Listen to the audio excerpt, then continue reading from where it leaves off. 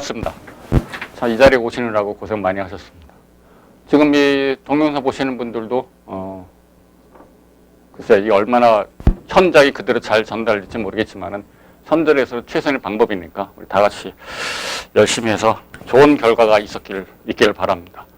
자, 아까 말씀드린 대로 수업은 항상 제가 미리 카톡에다 단톡방에다 공지를 할 거예요. 뭐 특별한 준비물이라든지 새로운 내용이 나왔다든지 공지를 할 테니까 단톡방 늘 꼭 확인을 하시고요. 자, 오늘은 이제 3장. 여러분들이 보신, 제가 안내문을 많이 보내드렸죠? 간단히 오리엔테이션처럼 잠깐 진행하겠습니다. 오늘이 9월 4일인데, 10주 예정으로요. 근데 중간에 우리 9월달 하다 보니 추석이 있고, 뭐 한글날이 있고 그런데, 한글날도 연이 이어지는데, 추석 때만 휴강하는 걸로 하고 계속 진행을 합니다. 그리고 시간은 항상 10시부터 오후 6시까지, 그다음 1시부터 1시간 동안 점심시간. 제가 단톡방에 올렸던 거 요 리포트 양식에 올린 거 있죠. 요 밑에 이제 기관 마크가 있는데 뺐는데, 요게 여러분들이 리포트 양식이고, 실제 현장에 가서 시험 보시는 분들은 아실 거고, 현장 가서 써야 될 답안지랑 거의 똑같은 양식이에요. 요거를 프린트아웃 하셔가지고, 리포트는 이것만 받습니다. 다른 양식 내지 마세요. 가끔 정 바쁜 한글로 막 이렇게 쓰시는 분이 있는데, 죄송하지만 이번엔 정말 약속대로 안 받을 겁니다. 늦어도 괜찮아요. 1, 2주 뒤에 내셔도 괜찮으니까 꼭 리포트 양식에다가 손으로 쓰셔서 직접 본인이 작성하셔야 됩니다. 그리고 실제 답안지 양식 참고로 보내드렸는데 한번 앞에 있는 문장 시험 안 보신 분들은 앞에 있는 유의사항 꼭 읽어보세요. 근데 아닌 것 같은데 계속 몇 번 바뀌었던 게 3번에 이 필기구예요. 시험. 전에는 유색 필기구였다가 검정색 볼펜으로 낸 적도 있었고요. 이거 꼭 지켜야 돼요. 가장 최근에 또 공단에서 확인 다시 다운받은 건데 검정색 필기구라고 되어 있습니다. 필기구 안에는 볼펜, 만년필, 프로스펜 다 들어가는데 일단 제가 추천하는 거는 항상 쓰던 걸로 현장 가서 쓰시는 게 좋거든요. 볼펜이 제일 나은 것 같아요. 볼펜 한 두께도 한 0.8mm 정도? 한번 문방 큰 데 가서 골라보세요. 0.4, 0.8, 1.4, 1.2, 1.4 굉장히 많아요. 근데 이런 것까지 왜 얘기하냐면 이유는 간단한 거예요. 여러분들 답안지를 채점에는 봤을 적에 여러분들 그 고생해서 쓴 내용이 정확하게 그리고 깔끔하게 정확하게 전달될 수 있는 거를 다 준비하시는 게 맞잖아요. 그죠? 펜은 뭐 늘 쓰던 볼펜 하나 구입하세요. 하나가 아니라 박스를 구입하셔야 되겠죠? 이거 한번 문 잡고 읽어보시고요. 그 다음에 오늘 단톡방에도 올렸는데 출제 빈도 분류표라는 게 있을 거예요. 이거는 각 장별로 최근에까지 시험에 어떤 문제들이 나왔는지, 왜냐면 이게 출제 경향이라든지 이게 보시게 되면 이렇게 묘하게 일정한 주기로. 근데 그게 안 맞는 이유는 딱 한 가지예요. 만약에 한 5년에 걸쳐서 한 대여섯 분만 딱 정해놓고 그분들만 계속 출제 들어가면은 이런 걸 정확히 안배를 할 거예요. 근데 출제위원은 인력풀에서 랜덤이에요. 그러다 보니까 한 2, 3년에 한 번 들어가신 분 계시고, 뭐, 정서는 아니지만은 한 1년마다 한 번 들어가신 분 계시고, 어떤 분은 한 10년 만에 들어가신 분도 계세요. 그러니까 이게 튀는 거죠. 이게 왜 나왔을까? 이분 얼마 전에 미국 갔다가, 미국에 이민 갔다가 최근에 다시 한국으로 들어오신 분인가 보다. 라고 생각날 만한 문제도 나오기도 해요. 자, 우리는 그것도 다 이제 검토를 하고 준비를 해야 되거든요. 그래서 그런 참고용으로. 저도 수업하면서 계속 참고를 합니다. 우스갯소리 하는 거죠. 지난번 125에 나왔는데 필수 문제, 가장 기본적인 문제가 126회 또 나오겠어? 뭐 그런 거는 맞아요. 출제위원들도 그 기출 문제는 봤거든요. 기출 문제는 쉽게 요즘 입수가 가능하니까 공단들 하면 다 있잖아요. 출제위원 되면 그 정도 사전조사는 하십니다. 출제 빈도를 가능한 한 가방에 꼭 넣고 다니십시오. 그 단톡방에도 남겼지만은 수업 시간에 맞춰서 차별 답안지를 제가 알려드리고 17, 18, 19, 20으로 어떤 연도는 적지만은 연도별로 추가된 차별 답안지를 제가 꼭 단톡방에 올릴 테니까 그걸 수업 중에 해야 되니까 이 안에 없는 다른 차별 답안지니까 꼭 단톡방에 올린 거는 프린트아웃 해가지고 오시기 바랍니다. 이런 게 유의미 있었고. 그 다음에 가장 최근 문제 125회. 뭐 괜찮았어요. 평행회차를 쉬고 기하호조는 3번의 최대 평경사. 최대 평경사가 왜 나왔다고 생각하십니까? 그게 중요한 거예요. 그러니까 이런 게 있는 겁니다. 일단은 우리 시험에 단답형이든 본문형 나왔으면 분명히 사유가 있다고 생각하시는 게 맞아요. 아, 이게 이번에 중요하게 문제가 되고 이슈가 됐구나. 또는 새로운 제도가 바뀌는 거고 기준이 바뀌는 거고 가장 기본은 어느 분이 3번 매회 출전이 바뀌고 4년마다 5년마다 어쩌다 한 번 들어가셔도 도로민 공항기소 관점이라면은 이거는 정말 중요한 문제다.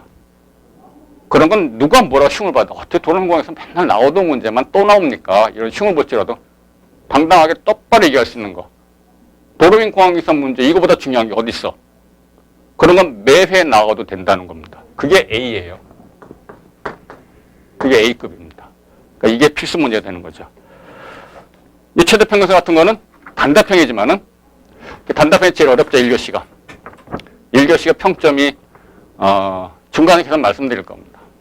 60점부터 합격이잖아요. 60점부터 합격입니다. 모든 국가고시는 다 그러니까. 합격 180점. 그 170점대에 받았다. 그 정말 훌륭한 점수예요. 60점은 안 되지만 1교시가 제일 어렵습니다. 시간 안배서부터 돌출 문제 틀리는 것도 제일 많고. 그러니까 로드 기계 지금 나올 시기냐 이거죠. 최근에 뭐 매스컴 때린 거 있어요? 없어요. 늘상 생기는 문제예요. 아주 오래전부터 문제가 생겨가지고 로드킬에 대한 대안으로 이미 기준이 다 만들어진 게 뭐 10여 년 이전이잖아요. 지금도 가끔 매스컴 보도에 나오지만은 뭐 더군다나 환경부랑 같이 국토부랑 손잡고 만든 거기 때문에 이 생태통로 설치 및 관리 침해에 대한 것은 누구도 이견이 없어요. 그냥 그렇게 설치해야 돼요. 다른 데 있으면 가르쳐줘 할게. 우리 도로사 설계하는 사람도 그런 거죠. 오케이 설계할 때 다 반영할 테니까 다른 거 있으면 더 가르쳐줘. 예산 주고. 그러니까 이건 계속 하는 거예요. 중간에 좀 미비한 것도 있었지만 다 반영되고 개정돼서 최신판 개정 2015년입니까? 그 이후로 안 나올 거예요. 그러면 요즘 이게 환경과 관련되는 거라면은 또 자연과 관련된 이슈라면은 가장 이슈가 된 거는 끊임없이 나오는 것은 그 용어는 잘못된 것 같아요. 공항에서 비행에서 버드 스트라이크라고 쓰는 거지 도로에선 버드 스트라이크 쓰면 안 되거든요. 우리 말로 조류 충돌. 괜히 우리 방음시설 굉장히 욕먹죠. 더 심각한 건 뭐예요? 건축이에요, 사실은. 그게 훨씬 높거든. 투명체에 대한 새들은 인지를 못해요. 그래서 대안에 공학계, 환경부에서 정확하게 제시를 해줬으면 차라리 그걸 내는 게 시기에 맞죠. 요번에 120 문제가 좀 이랬어요. 8번의 민자사업의 재무적 타당성 분석. 이거 옛날 교재 한 10여 년이 한 번도 안 나오다가 이번에 나왔네요. 경대수 분석이랑 똑같아요. 영어만 바꾸면 되는 겁니다. 이런 기출문제도 제가 다 보내드렸죠. 기출문제는 어디다 활용하시냐 하면은 출제 빈도를 분류표를 보고 이게 문제 원문을 확인하셔야 되잖아요. 이게 일이 나왔었구나. 그리고 공부하는 중에 1교시는 항상 이렇게 가끔 용어 문제라고 하시는 분들이 있는데 용어 문제라는 의미는 잘못 전달하면은 개요 정의 써주고 그 용어에 대한 기준만 써주고 나오니까 그건 정말 리스크가 많은 잘못된 표현이에요. 그래서 저는 용어 문제라는 말을 안 씁니다. 단답형이라고 해요.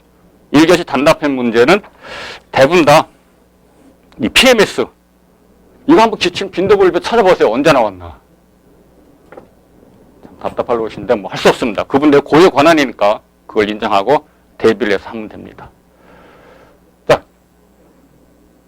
제가 자료 드린 것에 대해서 활용도는 설명드렸습니다. 그 다음에 단톡방에다 이제 새로운 거 또 알려드릴 거고 정리안 올려드리는데 단톡방이든 언제든 간에 꼭 저한테 질문하시고 확인하실 수가 있습니다. 자, 3장 기하구조 기본교재 3장 기하구조 목차를 배우세요.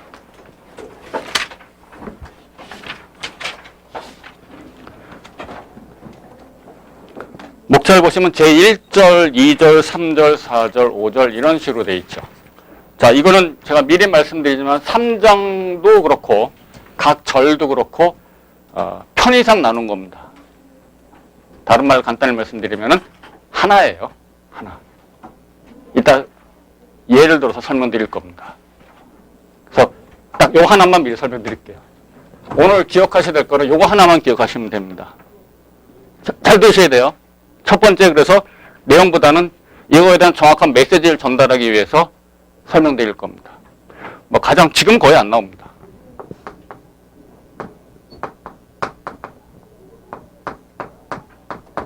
중앙분리대가 이제 단답형 문제로 나왔습니다. 이거에 대한 해석이 문제인 거예요.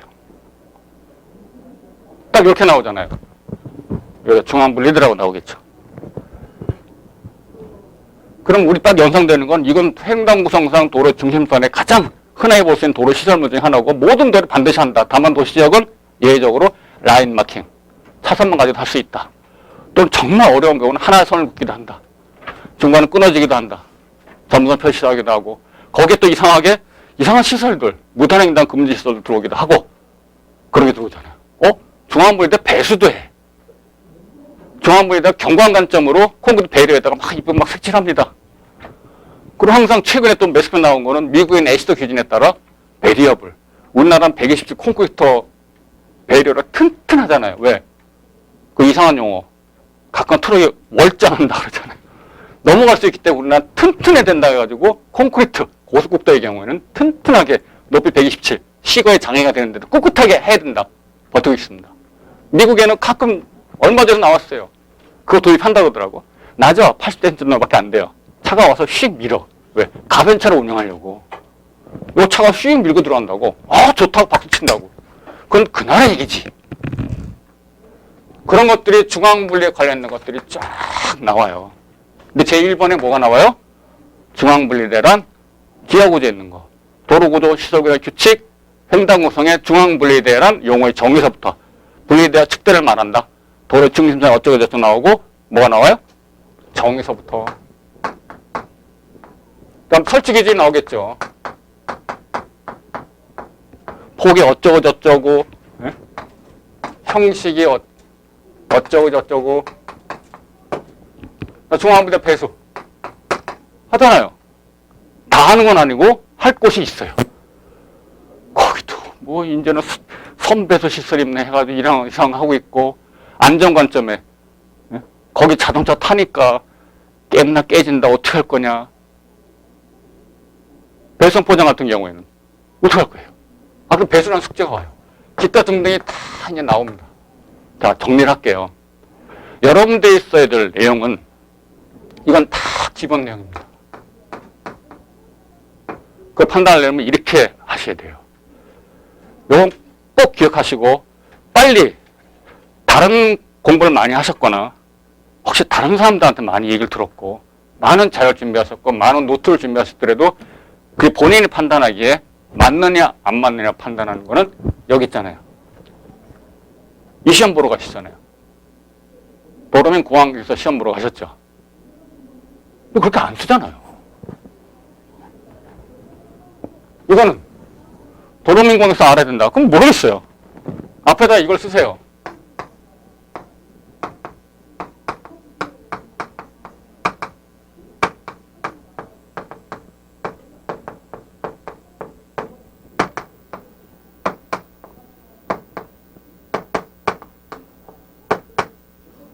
이렇게 하셔야죠. 해석을. 도로민 공항에서 알아야하는 중앙분리대라고 해석을 하셔야 돼요. 본문형도 당연한 거고. 이게 첫 번째 단추예요. 이게 얼마나 내용이 많나요? 근데 다 이미 대부분 다 가끔 여기서 튀어나오는 게 있긴 해요. 왜냐하면 도로는 계속 끊임없이 그놈의 개선이라는 걸 해야 되기 때문에.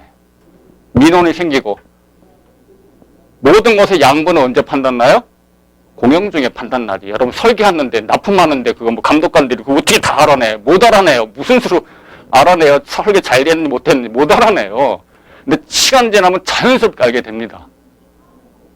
공영 중에 나타나거든요. 반드시 공영 중에 나타납니다. 포장이든 선형이든 안전관점이든 환경관점이든 처음엔 안 보였던 포장 하부 문제든 간에 배수 문제든 물에 대한 문제든 간에 반드시 공영 중에 나타납니다. 그 전에는 모르죠. 다 이걸 텍스트에 있잖아요. 자, 가이드를 말씀드립니다. 단답형은 이거 2분의 1, 50%. 몇 페이지에? 1.5페이지. 본문형은 항상 수업을 할 적에 분량을 꼭 말씀드려요. 본문형은 3페이지를 기준으로 합니다. 그 중에 1페이지만 기본 내용 쓰시는 거예요. 예를 들어서 지금 예정되어 있는 게 있죠. 정지식어. 정지 시험에 나오는 문장도 정해져 있어요. 정지 처음에 개정된 절대 단답형은 안 나올 겁니다.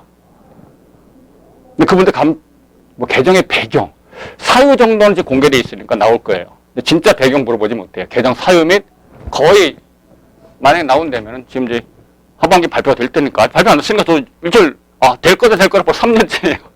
3년째입니다. 지금 얘기했잖아요. 저 연구진이 한 명이었으니까. 정치가 이제 이슈화되고 많이들 알고 계시잖아요. 이건 본문형 나올 거고 가장 그냥 자신 있게 뭐 누구보다도 이건 당의 인형을 써야 돼 딱 개인적인 주관을 확고하게 갖고 계신 분은 딱 문장을 이렇게 낼 거예요. 최근에 국토교통부에서 정시에 대해서 뭐 몇월 고시를 하였다. 그 개정된 주요 내용에 대해 기술하시오. 그게 끝이에요. 또는 어떤 분은 그 개정 사유 및 개정 주요 내용을 기술하시오. 이렇게 나올 거예요. 다른 분들 다 그렇게 냈으니까. 거기다가 뭐 85, 100분의 속도 아니야. 85% 속도와 서울에서 주행속도 바꾼 게 문제점이 됐었고 감독 지적상의에서 뭐 연구소 이런 말 쓰겠어요? 안 써요. 알아서 써야 되는 거잖아요. 그죠? 예정돼 있잖아요. 이건 출제가. 이거 안 나오면 이상한 거죠. 그렇더라도 예를 들어서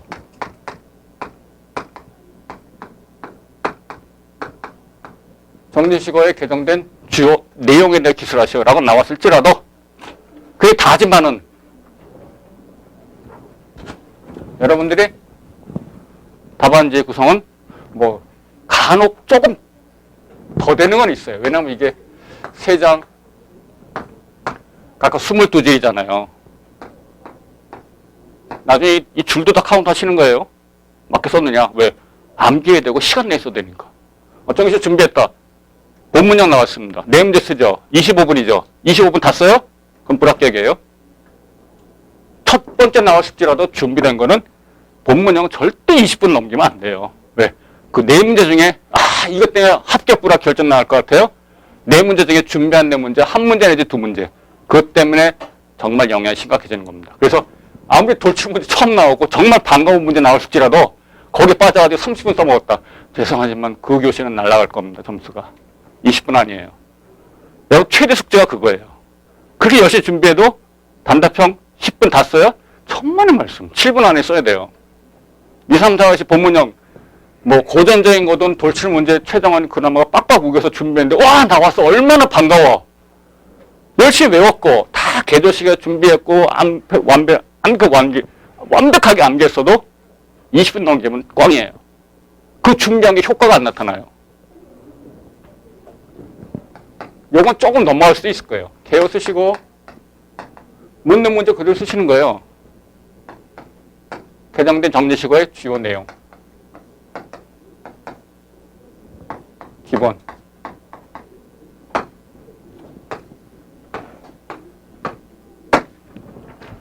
정지식어에 대해서 개정됐을지라도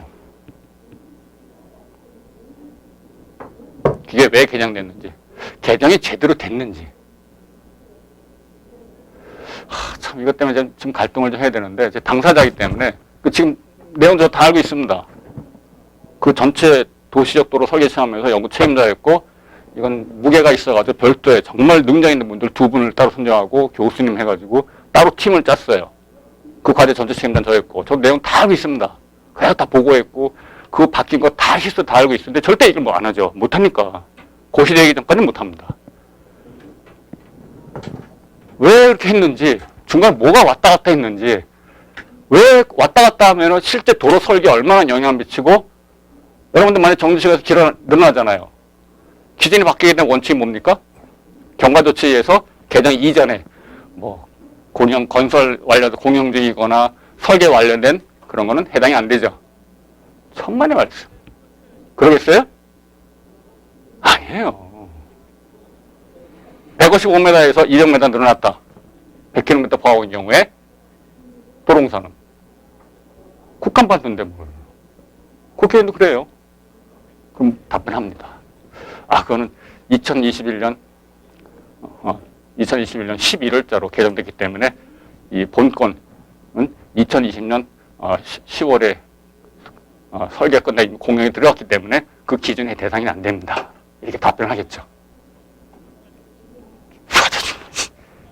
당신이 안 사고 나면 책임질 거야? 바꿔. 그럼 게임 끝이에요. 그게 도로예요. 그 도계 계획 설계 시공하고 관리하는 분이 다 한 몸이야. 국토부든 도로공사든 설계하는 분들은 감리하시는 분들 한 몸이에요. 다 왜 한 몸이냐? 다 우리 때리기만 하거든. 때리는 놈 따로 맞기만 한다고. 그게 기준이 중요한 거예요. 어떻게든 그래서 경제적인 관점까지 개정을 해야 되거든요. 네, 죄송하지만은 출제위원들은 이거 할 적에 다 자문위원 들어오신 분들이 출제위원합니다. 그게 문제인 거예요. 국토 고시한 내용 홈페이지 딱 뜹니다. 홈페이지 가시면 가운데 정책자료라고 있어요. 정책자료 딱 클릭하시면은 입법 예고와 그 다음에 훈령 개정하기 떠요. 거기에 항상 전 매일 들어갑니다. 그분들이 알고 있거든. 이건 뭐 숫자만 바뀐 건데 뭐. 중요한 건 뭐예요? 이거 가지고 왜 몇 년 동안 논란을 삼고 하니 많이 고치고 그게 또 설계에 어떤 영향을 미치는지. 왜? 도로민 공항객사가 하는 거니까. 알아야 하는 정지시효 개정 내용이니까. 상황이 이렇게 틀린 겁니다. 어떻게 판단하시는지는 한번 겪어보셨고 판단하셔야 되는데 그게 왜 중요하냐면 1교시 10점 만점에 6점 합격이죠. 그죠? 시험 보신 분 중에 점수를 받아보신 분이 계실 거예요. 열심히 하시면 대부분의 분들이 불합격한 대부분 분들이 한 40점 되는 너무 못 쓴 거고 52에서 58점, 59점은 정말 아쉽죠. 제가 늘 얘기하는데 이건 똑같은 점수예요. 물론 이윤이 있어요. 다 잘 쓰고 이렇게 받으면은 정말 심각한 거고 다 썼는데 58점이다. 그건 정말 심각한 거예요. 공부 다시 해야 되는 분이에요. 근데 10문제, 4문제 좀 못 쓰는 문제가 있거든요. 날리거나. 나중에 꼭 말씀드리는데 반드시 전혀 모르는 문제도 1교시 한 4, 5줄이라도 쓰고 나와야 돼. 나중에 설명드릴 거예요. 이거는 전부 다 이퀄이에요. 다 똑같은 분들이야. 왜 그러냐면은 단답형은 10점, 6점. 6점 경계에 불합격. 이쪽은 불합격이죠. 이쪽부터 합격이에요. 영광스러운 합격입니다. 잘 썼다. 몇 점 줘요? 이거밖에 안 줘요. 야, 이 사람 다 뭔지 알고 있었어? 이 사람 나이가 몇이야 이거? 왜 이제 왔어? 이 사람 나보다 잘한다. 이거밖에 안 줘요. 점수를 보면 알아요. 이게 다 모이면 몇 점 돼야 돼요? 210점 돼야 돼. 이런 점수 없어요. 이제 제시합니다. 이건 국가고시지만 이론상으로 10점 만점, 100점 만점인 거. 실제 이거는 80점 만점입니다. 단답형 10점 만점이 아니라 8점 만점이에요. 그냥 210점 받는 분이 거의 드물거든. 70점 받는 분 거의 없어요. 합격생 평점 보세요. 누구는 78점. 저런 건 새빨간 거짓말이거나 이유가 있어요. 대다수가 다 60.08, 60점부터 저랑 공부한 분들은 가장 많은 분포가 63점 이 사이에요. 평점. 가끔 68점, 69점 받는 분이 있어요. 그런 분들, 당신 수석이다네 그러지. 이거 수석이에요. 그러니까 중요한 게 아까 정리시고 주요 내용을 기술하시오. 그러면 이제 개요 쓰시고 정지시고 기본식부터 써주고 두 번째 박스 3번 정지시고 주요 내용 뭐가 바뀌었고 다 쓰고 4번의 결론 한 정도 쓰고 나온다 이거죠. 6점의 점 본문장이면 25점 만점에 6점이니까 15점부터 합격이죠. 이건 딱 15점이에요. 아, 알고 있구나. 끝났잖아요. 이가 없는 거죠. 그렇게 써야 겨우 17점, 18점 이렇게 줍니다. 이게 이제 우리가 해결한 점수가 결국 이거라는 거예요. 요거. 단답형이든 본문형이든 요거 더 받으려고. 거기를 목표로 하는 거예요. 60점 목표가 아니라 단답형 6점 목표가 아니라 일단 7점 목표로 하는 겁니다. 본문형은 15점 목표가 아니라 감 20점까지는 안 바래요. 저도 20점까지는 안 바래요. 한 16점이나 한 18점 이 정도가 목표입니다.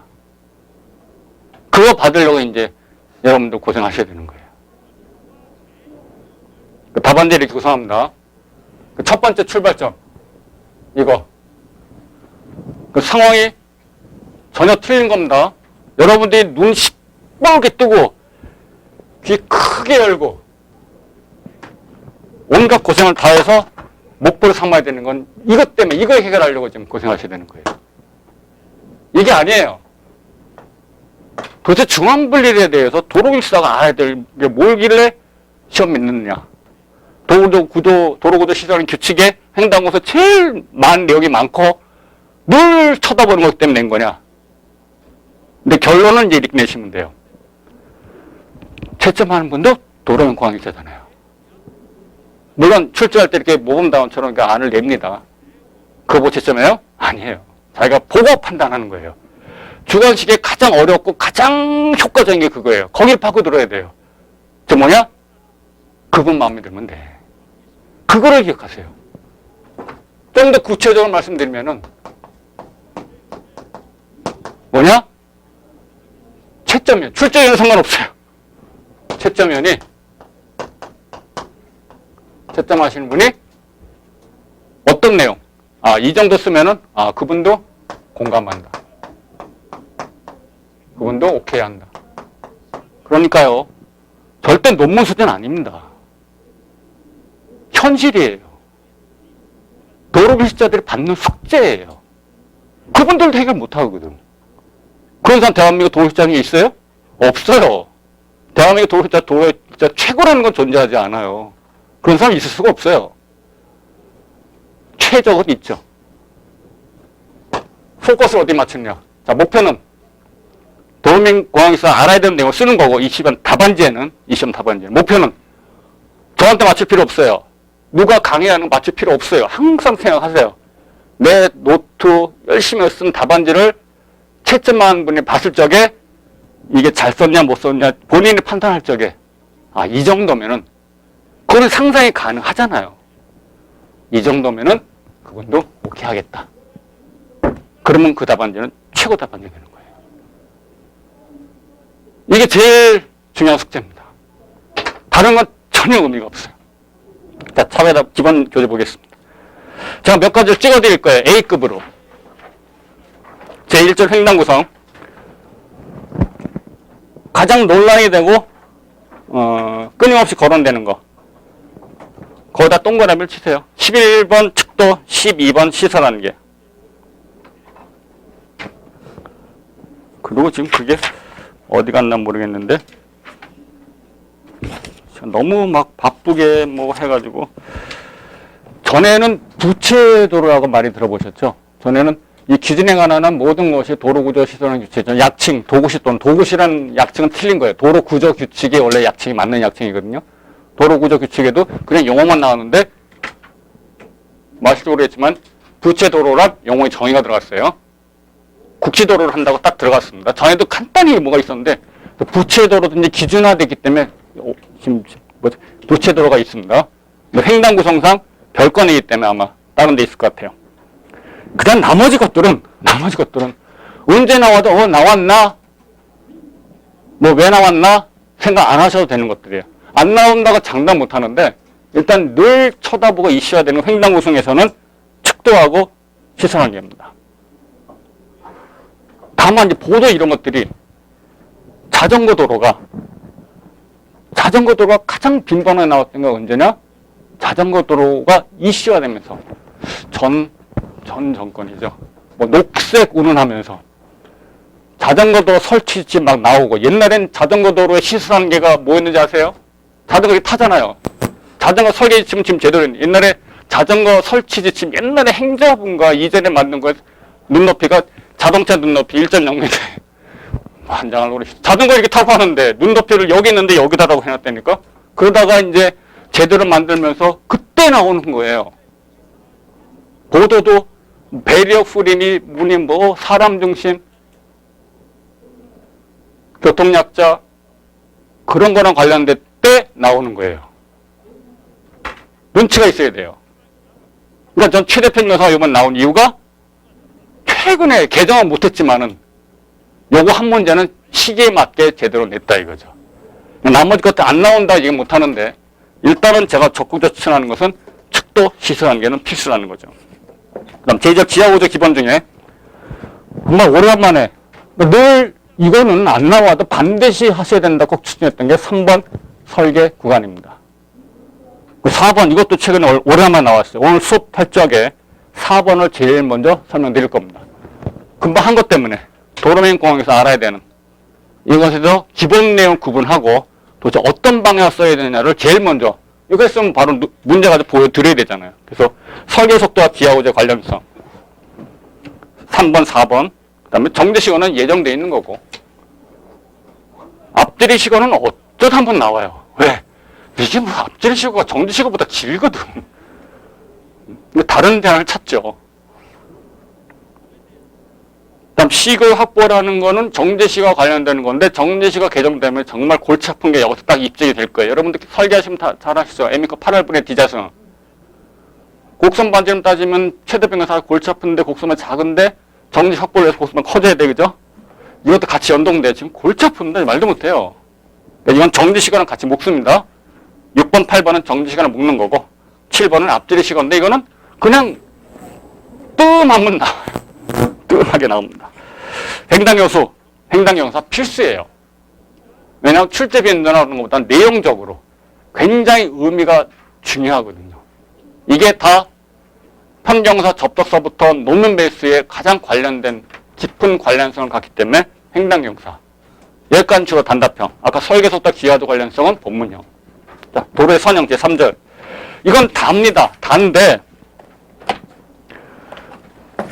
내용적으로 보게 되면은 1번 횡방향 미끄러짐 일으키지 않는 조건이 본문형으로 1번이 되는 거고 미끄럼 말짝에서는 평면곡선 반지름 평면곡선 길이는 기본적으로 꼭 알고 계시고 이런 것들을 통해서 나오면 이거 써야지라고 정해놓고 들어갈 문제예요. 이것까지 잡으면은 한 600개 돼요. 그러니까 이 내용 가장 하신 뭐냐 평면곡선 반지름 아예 기본식 정도는 알면 되잖아요. 그걸 기본 내용 쓰시면 돼. 평면곡선 반지름 본문형 나오면 뒤집어지는 거죠. 근데 그렇게 안 하시죠? 평면곡선 반지름 R 이퀄 120 I 플러스 F분의 V 자승의 이퀄 값이 최소 곡선 평면곡선 반지름이고 그보다 크게 해라 라는 기준인데 뭘 이게 본문형 왜 나왔어 이거. 근데 이런 관점 보게 되면 평면곡선 반지름의 설계시 유의사항인데 기술하시오. 본문형으로도 얼마든지 나올 수 있는 정말 중요한 아이템인 거죠.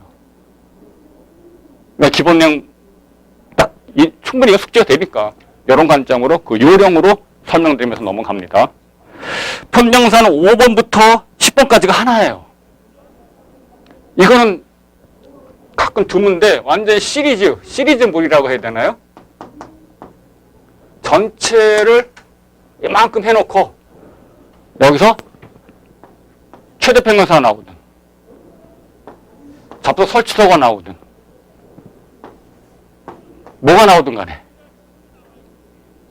뭘 하나를 묶어서 그러니까 가끔 이렇게 추천을 합니다. 노트를 본문형은 3페이지를 추천하는데 가끔은 도입부가 바뀔 수도 있는 거예요. 그럼 전 제목상을 제가 추천하는 건 간단하게 그 대하템, 개요, 도입부, 본론부, 결론 요 4가지만 구성하는 걸 추천합니다. 왜냐하면 그게 암기가 편해요.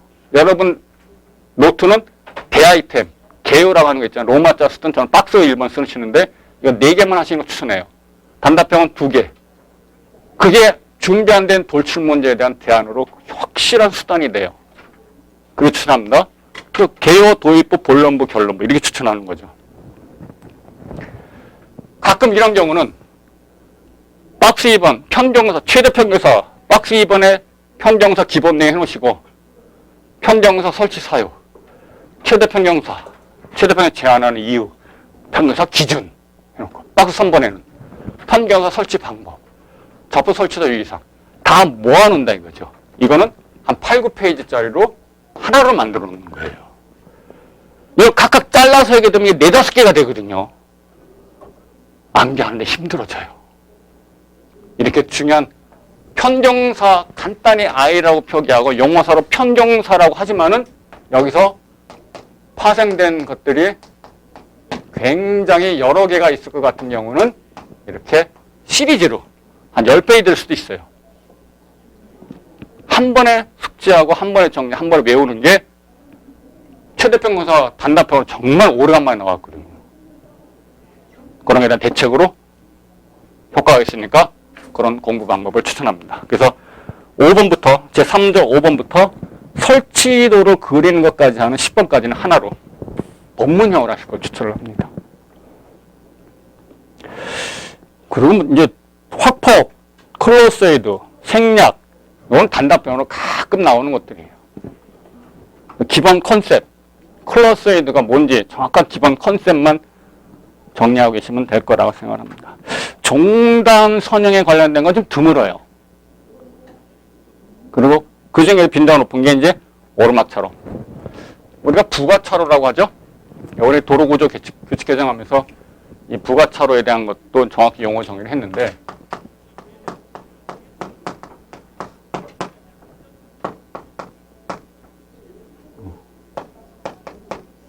본선 차로 이외에 본선 차로라는 것은 통과교통량, 차로수 결정이라든지 장래교통 추정할 때 이게 통과교통량, 본선 교통량, 계획교통량을 정확히 정의를 해드릴 거예요. 그거에 대한 수용을 위해 선전 용량상의 관점을 선택하는 게 차로수인 거고, 차로수는 본선 차로수 의미합니다. 근데 가다 보면 도로가 반드시 수요가 바뀌어요. 어느 도로고 시점은 정작 한 번에 쫙 끝나고 끝나는 그런 건 없잖아요. 반드시 새로 들어오고 나가고 다른 도로랑 만나고 여러 가지 조건이 옵니다. 그거에 대응하기 위해서 나타나는 차로, 추가되는 차로 형태를 전부 다 이제 부가차로라고 정의합니다. 그러니까 여기 가장 대표적인 게 이제 좌회전인 거죠. 좌회전 교통수요가 오니까 가다가 좌회전 교통수요 온단 말이에요. 뭔가 대응을 해야 될 거 아니에요. 가장 확실한 건 뭐예요? 입지화입니다. 근데 그게 도시적 다 입지화, IC도 형태처럼 트럼프 크럼프 할 수 있어요? 못 하잖아요. 그러니까 그 다음 차선 제게 좌회전 차로. 우회전 차로는 우회전 할 때 교통량 적으면 괜찮은데 속도차도 낳고 별도 분리할 필요가 있다. 속도 차이가 난다. 연결 또는 접속되는 도로가 본선과 속도 차이가 난다. 가감차로, 변속차로. 이런 식으로 목적에 따라 추가가 됩니다. 얘는 성향경사 장난 아니네. 일반 차량, 자동차는 괜찮은데 대형 트럭들은 분명히 주행할 문제가 생겨서 즉 가장 대표적인 속도 저하 현상이 나타나니까 얘를 별도로 뺄 필요가 있겠다.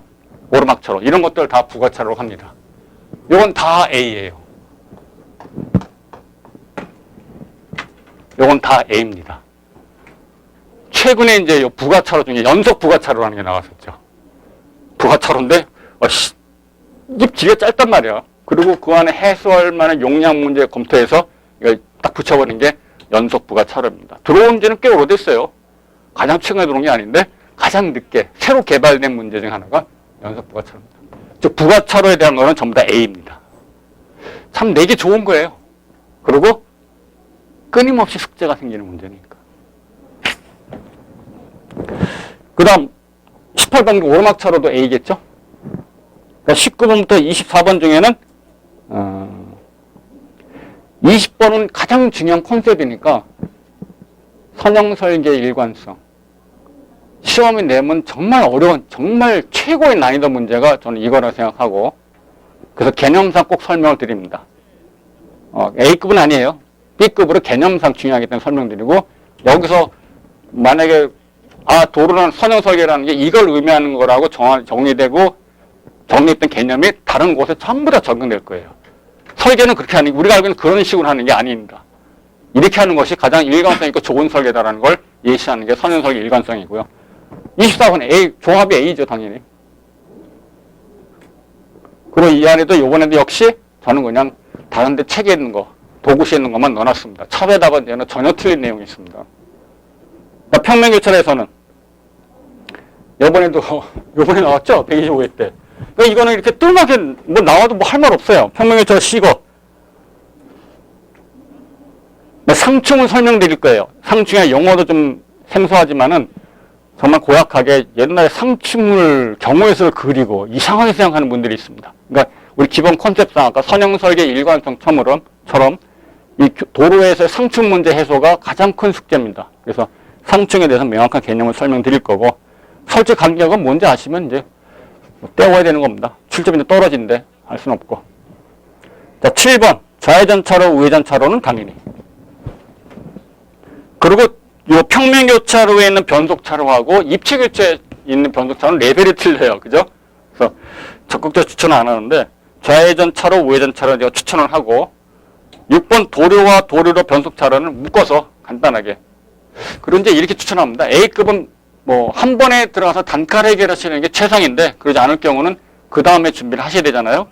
근데 이런 것들은 한 번 처음에 공부하실 적에 잘 하시라고 열심히 하셔야 되겠다고 말씀드리는 게 그 다음에 다시 수정 안 해도 되거든요. 처음에 잘 만들어 놓으셔야 돼요. 암기하기 좋게. 쉽게. 단번에 지난번 시험 볼 때처럼 살릴 수 있게끔 그렇게 노트를 만드셔야 됩니다. 도료화, 뭐 도료로 변수차로 이런 것들은 딱 처음에 고정적인 내용 딱 정해놓고 안 나오면 덮는 거고 다음에 시험 보기 전에는 한번 꺼내서 다시 한번 상기시키고 그런 정도에 해당이 됩니다. 변속차로가 있지만은 평면교차에는 변속차로하고 입체교차에는 변속차로는 레벨이 틀립니다. 자, 15번 말씀드린 것처럼 개정이 진행 중입니다. 이번에는 끝나겠죠. 그건 저도 장담 못합니다. 근데 그 구성 인력이 딱 바뀌었으니까 이번에는 끝날 것 같아요.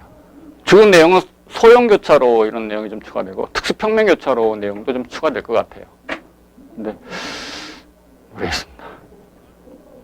만약에 올 하반기에 연말에 내년 2월에 그게 예를 들어 내년 2월 며칠이냐 2월 뭐 첫 번째 주 2월 7일이다. 2월 3일 날 발표도 나옵니다. 또는 약간 지나서 시험 보러 2월 7일에 갔는데 2월 15일 날 발표됐다. 그래도 나올 가능성이 있어요. 왜? 그분 자문위원이니까. 그 자기 본 봤으니까. 고시는 거 아니까. 그 정도는 괜찮습니다. 그 정도.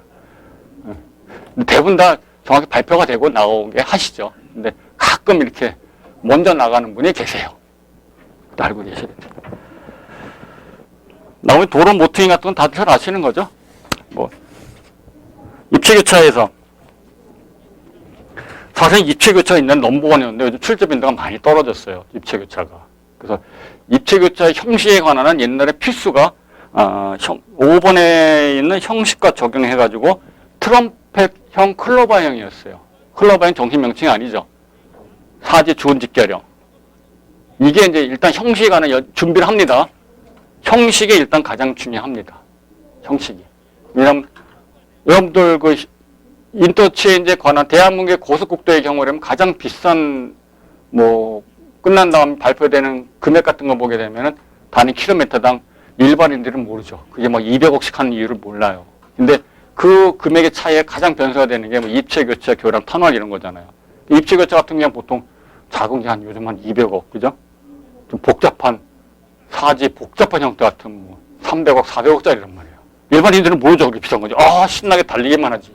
멋있다고 기자들은 그게 고속국도에 제일 멋있는 사진이니까 그거나 사진 찍어 올리고 개통하면. 근데 기술자들은 참 문제가 많은 거죠.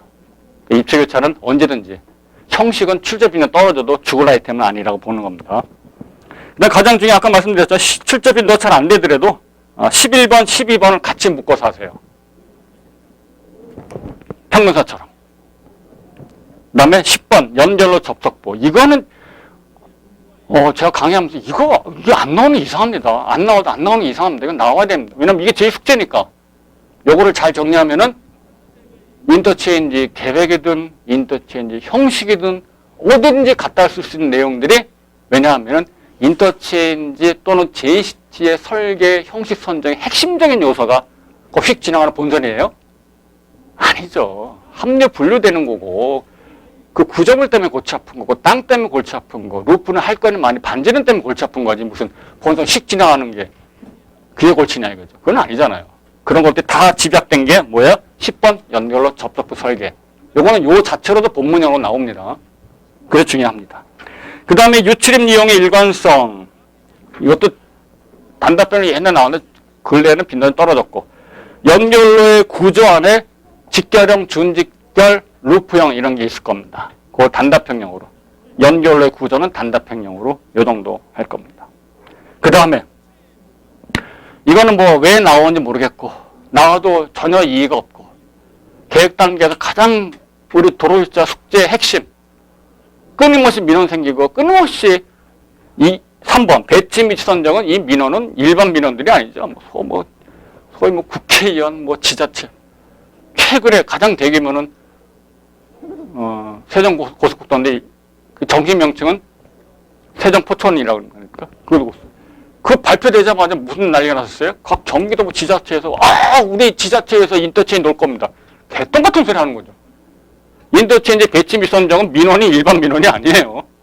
아주 골치 아픈 민원입니다. 지금은 거의 다 끝났지만은 초기에는 그 주민 설명회 때문에 유튜브에도 지금 있나 모르겠다.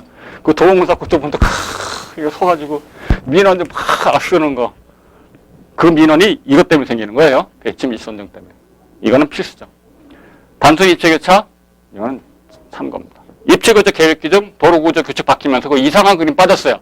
옛날 도구시 보게 되면 평면교차 입체 넘기는 그 그림 있었죠. 그 날렸습니다. 왜? 그림 누가 그린지도 몰라.